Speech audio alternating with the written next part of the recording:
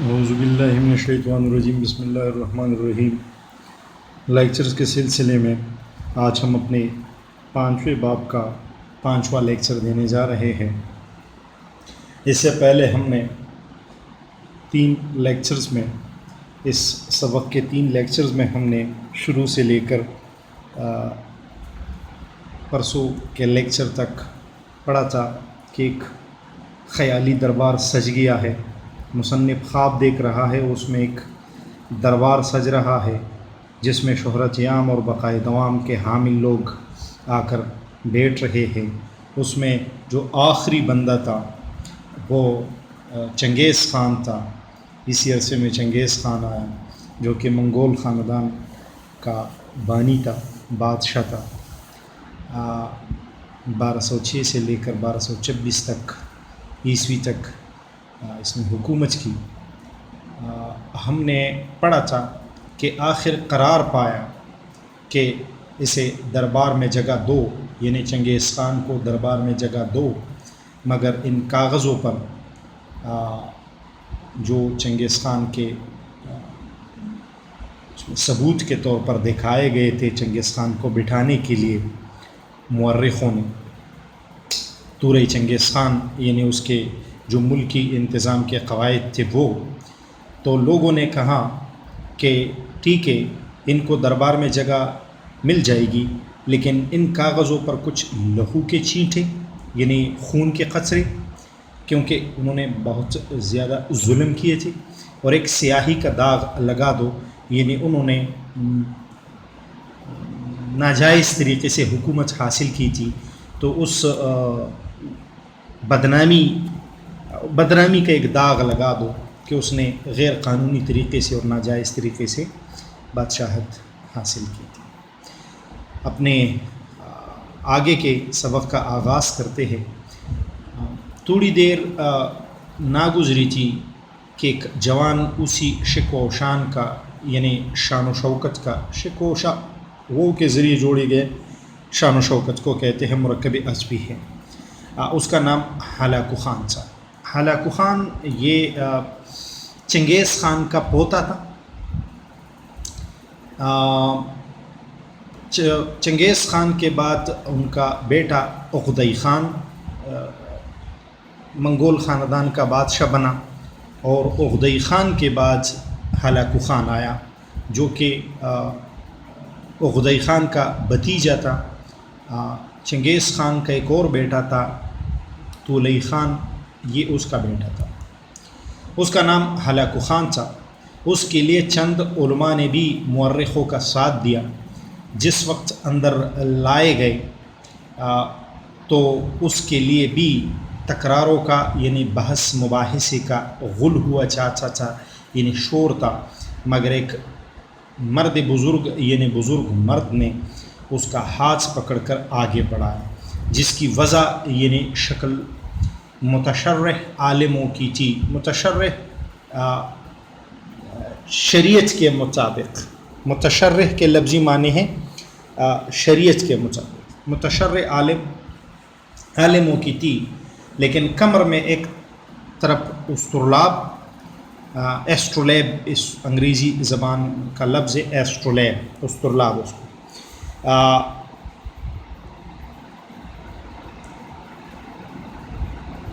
اور دوسری طرف کچھ اقلیدس کی شکلیں لٹکی ہوئی تھی۔ اقلیدس یہ میتھس جیومیٹری سے متعلقہ جو آلات ہوتے ہیں اس کو کہتے ہیں۔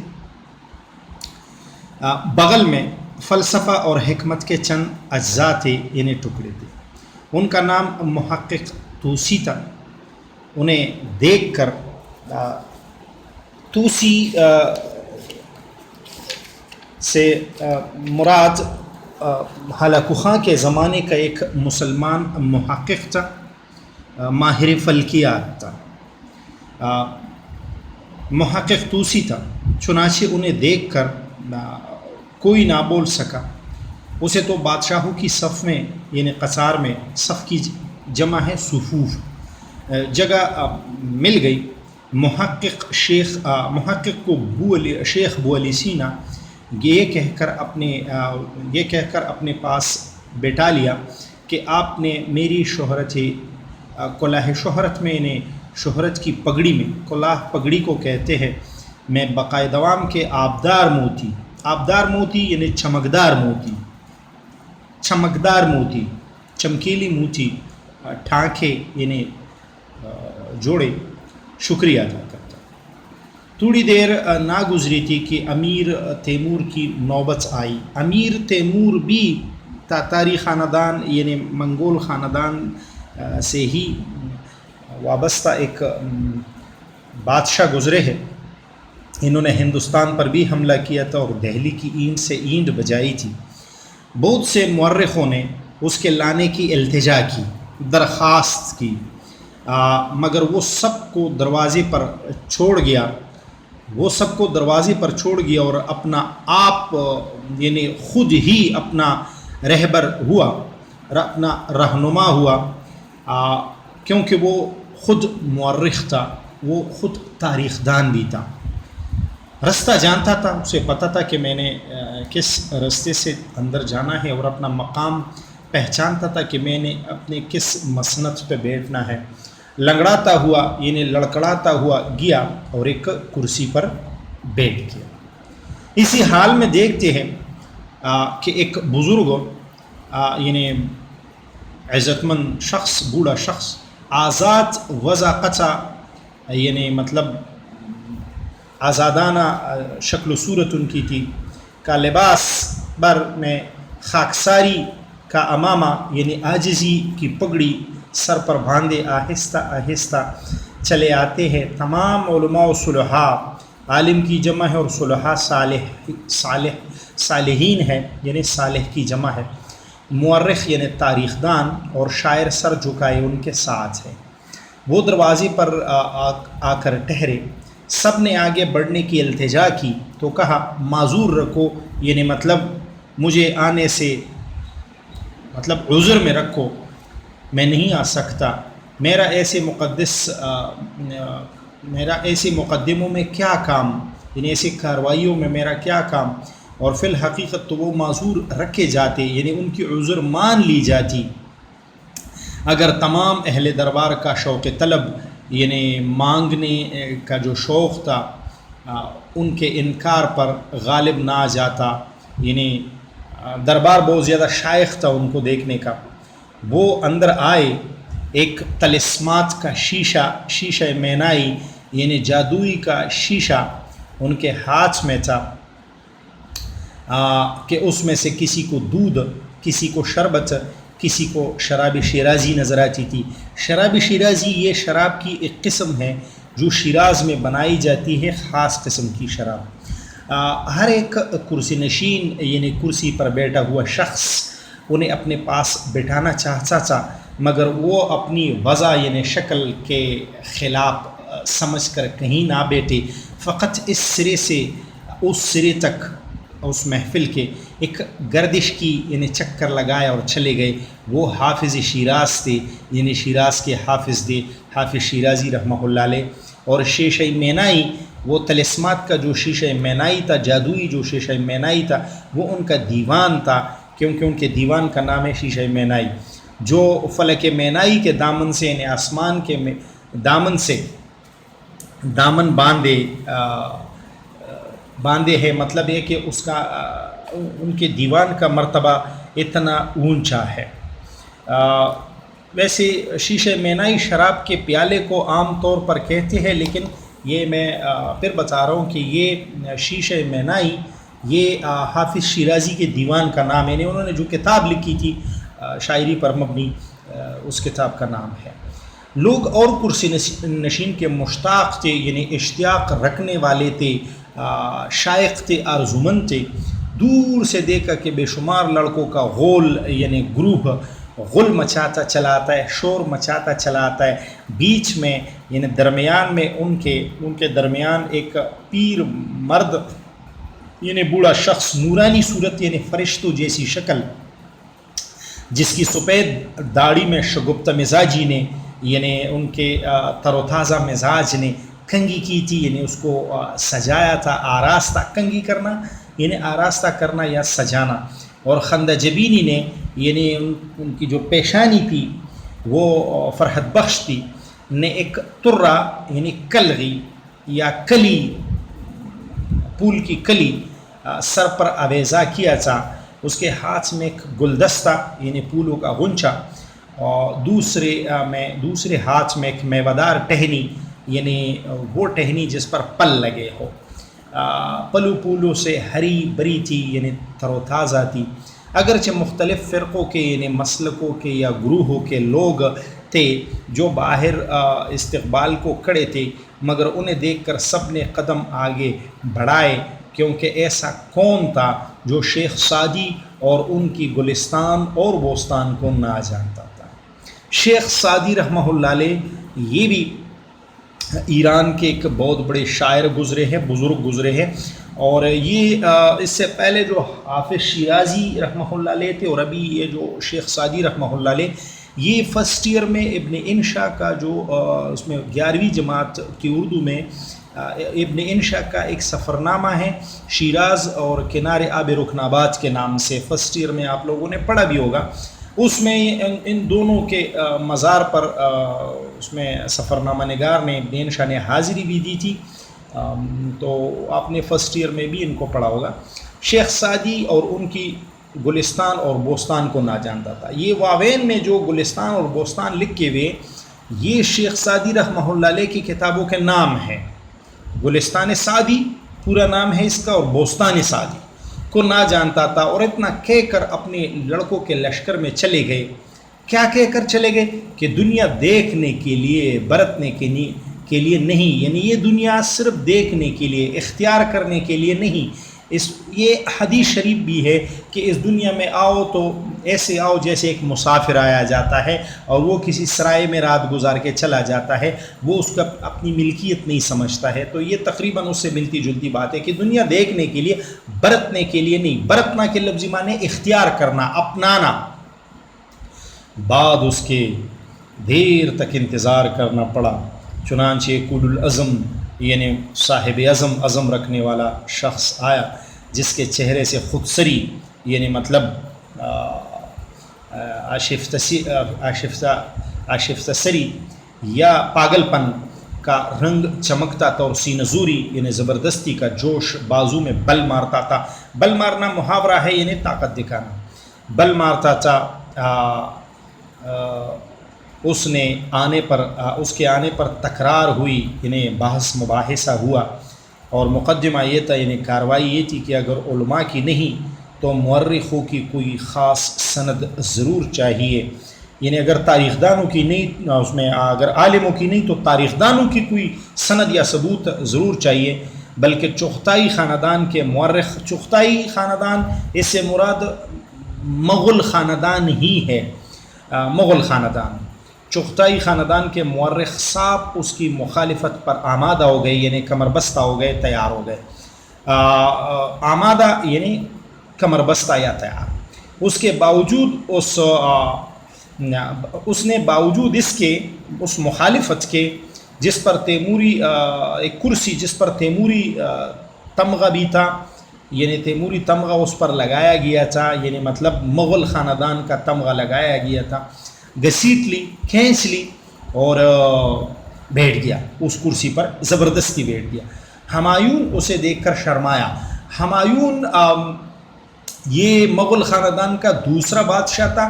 ظہیر الدین بابر جو ہندوستان کے پہلے بادشاہ تھے مغل خاندان کے، یہ ان کا بیٹا تھا۔ اور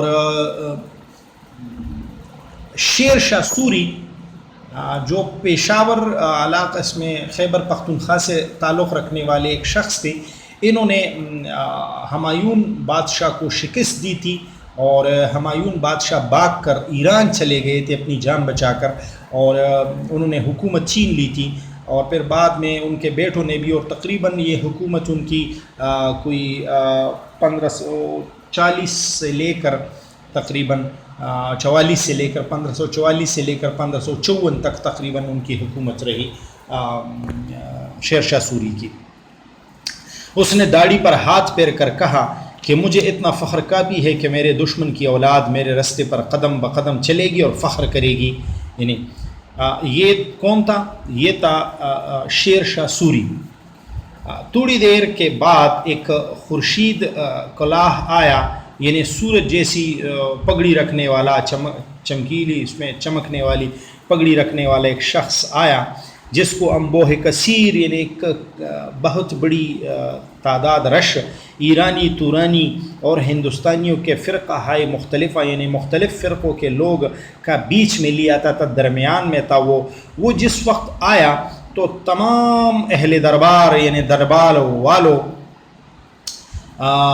تو اہل دربار کی نگاہ ہے یعنی نظریں اس کی طرف اٹھی، دیکھنے لگی، اور رضامندی عام یعنی ایک عام رضامندی کی ہوا چلی، یعنی سب راضی تھے کہ یہ آ جائے. تعجب یہ ہے کہ اکثر مسلمان اس کو مسلمان سمجھتے تھے، ہندو اسے ہندو جانتے تھے.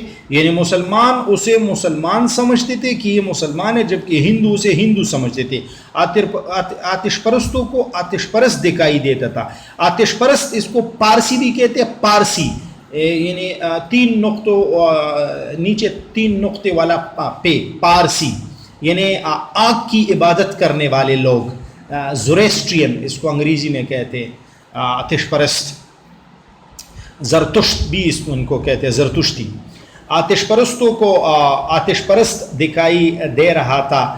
نصارہ کو وہ نصارہ اس کو نصارہ سمجھتے تھے، یعنی عیسائی اس کو عیسائی سمجھتے تھے، مگر اس کے تاج پر یعنی جو بادشاہی والا تاج اس نے پہنا ہوا تھا، تمام سنسکرت کے حروف لکھے ہوئے تھے، یعنی سنسکرت زبان کے. سنسکرت ہندوستان کی قدیم زبان ہے. سنسکرت یہ ہندوستان کی قدیم زبان ہے. اس کے بعد ایک اور بادشاہ آیا جو اپنی وجہ سے ہندو راجہ معلوم. یہ جو جس بادشاہ کی بھی بات ہو رہی تھی، نام ادھر تو نہیں لکھا ہوا ہے تمام حروف سے، یہ بادشاہ تھا جلال الدین محمد اکبر، جس کو عام طور پر ہم اکبر بادشاہ کہتے ہیں، جنہوں نے 1556 سے لے کر 1605 تک ہندوستان پر بادشاہی کی، اور تقریباً 1571 میں انہوں نے ایک نیا مذہب رائج کیا تھا دین الہی کے نام سے، جس میں ان کو سجدہ کرنا بھی جائز تھا، اور گائے کی قربانی پر اس میں پابندی تھی، یعنی مطلب ہندوانہ رسوم بھی تھی اس میں. تو مختلف، اسی لیے ان کو لوگ مسلمان سمجھتے تھے، ہندو سمجھتے تھے، آتش پرستوں کا آتش پرست اور نصارہ کو نصارہ. تو یہ جو بات ابھی ہو رہی تھی یہ میں جلال الدین محمد اکبر یعنی اکبر بادشاہ کی. اس کے بعد ایک اور بادشاہ آیا جو اپنی وجہ سے یعنی شکل سے ہندو راجہ معلوم ہوتا تھا. وہ خود مخمور یعنی خمار میں، نشہ میں چور تھا یعنی مست تھا. ایک عورت صاحب جمال یعنی حسن والی اس کا ہاتھ پکڑے آتی تھی، وہ جدھر چاہتی تھی پھراتی تھی، یعنی وہ بادشاہ کو جدھر لے جاتی تھی تو بادشاہ خود بخود ان کے اس کے ساتھ چلا جاتا تھا. وہ جو کچھ دیکھتا تھا اس کے نور جمال سے، یعنی اس عورت کے جمال کے نور سے ہی دیکھتا تھا، اور جو کچھ کہتا تھا اسی کی زبان سے کہتا تھا. یعنی عورت جو کچھ کہتی تھی تو وہ وہی کرتا تھا، وہی کہتا تھا. اس پر بھی ہاتھ میں ایک جزو کاغذوں کا تھا، اور کان پر قلم دھرا تھا، یعنی کان پر اس طرح قلم رکھا ہوا تھا. یہ سانگ دیکھ کر، سانگ تماشے کو کہتے ہیں، یہ تماشا دیکھ کر سب مسکرائے وہاں جو لوگ بیٹھے ہوئے تھے. چونکہ دولت اس کے ساتھ دولت بہت زیادہ تھی، اور اقبال یعنی جو اس کا مرتبہ تھا آگے اہتمام کرتا آتا تھا، اس لیے بدمست بھی نہیں ہوتا تھا، یعنی آپے سے باہر بھی نہیں ہو رہا تھا. جب نشے سے آنکھ کھلتی تھی تو کچھ لکھ بھی لیتا تھا. وہ جہانگیر تھا اور بیگم نور جہاں تھی. وہ بادشاہ جہانگیر تھا یعنی اکبر کا بیٹا، اور یہ جو عورت تھی یہ بیگم نور جہاں تھی یعنی ان کی بیگم. جہانگیر نور الدین جہانگیر، اس کو شیخو بھی عرف اس کا شیخو بھی تھا. انارکلی ڈرامہ آپ لوگوں نے اس کے متعلق امتیاز علی تاج کو آپ لوگوں نے جماعت نحم میں پڑھا ہوگا، انارکلی کا ذکر وہاں پر آیا تھا. تو جہانگیر بادشاہ نے اکبر بادشاہ کی وفات یعنی 1605 سے لے کر 1627 تک بادشاہی کی۔ شاہ جہاں بڑے جاہ و جلال سے آیا۔ شاہ جہاں یہ مغل خاندان کا ایک اور بادشاہ ہے، اور یہ جہانگیر کا بیٹا تھا، یہ جہانگیر کا بیٹا تھا، اور یہ 1627 میں بادشاہ بنا تھا۔ شاہ جہاں بڑے جاہ و جلال سے آیا یعنی روب دبدبے سے آیا۔ بہت سے مورخین تاریخ دان اس کے ساتھ کتابیں بغل میں لیے تھے، اور شاعر اس کے آگے آگے قصیدے پڑھتے تھے۔ میر عمارت یعنی عمارت کے جو امیر تھے، جو بڑے تھے، ان عمارتوں کے فوٹوگراف یعنی تصاویر ہاتھ میں لیے ہوئے تھے، جو اس کے نام کے کتابیں دکھاتے، یعنی مطلب کتابہ اس میں جمع ہے کتبے کا، یعنی سنگ بنیاد، اور سینکڑوں برس کی راہ تک اس کا نام روشن دکھائی دیتی تھی، جو عمارات انہوں نے بنائی تھی۔ اس کے آنے پر رضامندی عام کا غلغلہ بلند ہوا چاہتا تھا، یعنی ایک عام رضامندی کا شور اٹھ رہا تھا، مگر ایک نوجوان آنکھوں سے اندھا، یعنی اس کی آنکھیں اندھی تھی، چند بچوں کو ساتھ لیے آیا کہ اپنی آنکھوں کا اور بچوں کے خون کا دعویٰ کرتا تھا کہ میری جو آنکھیں، میں اندھا ہوں، تو ان آنکھوں کے اندھے ہونے کا دعویٰ بھی تھا، اور اپنے بچوں کے خون کا بھی کہ ان کے ساتھ ظلم ہوا ہے۔ یہ شہریار تھا، یہ جو اندھا شخص تھا یہ شہریار تھا، جو شاہ جہاں کا چھوٹا بھائی تھا، اور بچے اس کے بھتیجے تھے، یعنی شاہ جہاں کے بھتیجے تھے۔ یہاں آپ کو یہ بتاتا چلوں کہ جہانگیر کی وفات کے بعد اس میں بادشاہی کے تخت کے لیے بھائیوں میں ایک لڑائی جھگڑا شروع ہو گیا، اور شاہ جہان نے اپنے باقی بھائیوں کو اس میں شکست دے کر بادشاہی کی تخت پر قبضہ کیا۔